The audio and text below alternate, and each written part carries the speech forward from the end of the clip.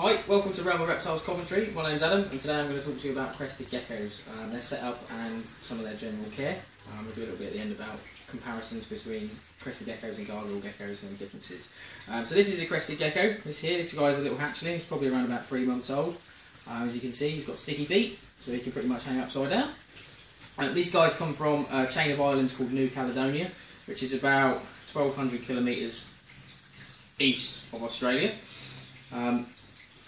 These guys are fantastic little pets. They're actually thought to be extinct in the wild up until 1994, and then they were rediscovered, and they're now one of the biggest pets kept throughout the entire world. There's thousands of these guys kept in the States and thousands in Europe now. Okay, so now we're going to talk about the actual setup itself. This is the standard Realm of Reptiles package that we do for crested geckos. This is a 45 by 60 Exoterra glass terrarium, and this would happily house an adult trio, so a male with 2 females. And with this we've got a 5% UVB bulb, a 15 watt daytime heat lamp, and that comes with the Exoterra compact canopy, and these bulbs just screw straight in. I'll show you how to do that in a minute. For heat, we've got a Exoterra Heatwave rainforest heat mat, which these are actually designed for use with glass terrariums. That's what we recommend using. We've got a thermometer and a habitat thermostat, which we use to control the temperature of the heat mat. So first thing we're going to do is install the heat mat. These are really easy to install.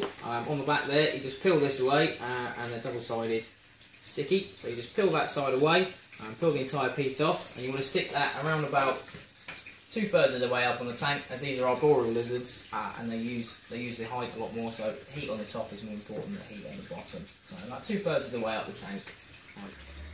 Okay, so this is the thermostat. This is going to control the temperature of your heat mat. You don't want it getting too hot. We also want it kicking out enough heat that it's going to keep your geckos warm.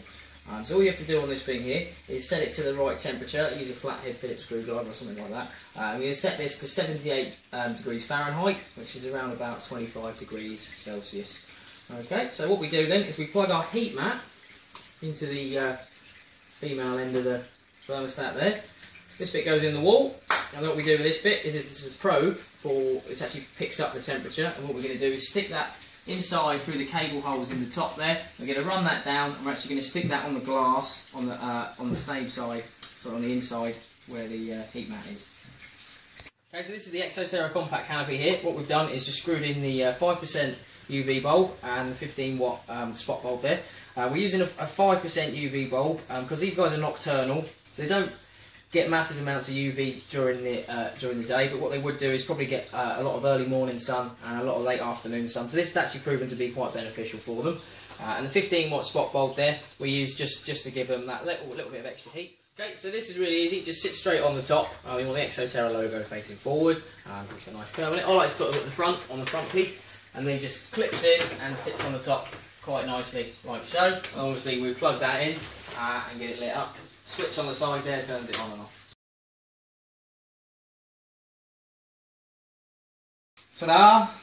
There we go. So you can see we've put all the decorations in now. So the substrate we've gone for is orchid bark. We use this because it's obviously crested geckos come from New Caledonia. It's quite a high humidity area, and orchid bark just tends to retain the humidity a little bit better.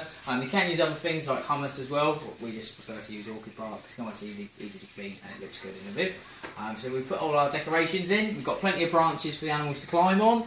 We've got plenty of plastic plants in here, and that's really one of the key things with crested gecko setups. Not all of them will drink from a water bowl, so when you're misting them every day, it's key to have a lot of plastic plants in there that are going to collect the water droplets, and the geckos themselves will actually drink the water droplets off that. So as you can see, we've used all of the space in the viv by using taller branches and bits of cork bark for the crested geckos to hide behind. I think that looks quite nice. Okay, so we've set this setup for crested geckos. Also, this size setup would also house gargoyle geckos. I showed you crested geckos at the start of the video. This little guys here are gargoyle gecko, and they come from exactly the same place, exactly the same temperatures, exactly the same feeding requirements, exactly the same tank. The only real difference between these guys and crested geckos is that these will grow their tails back if dropped, and crested geckos won't.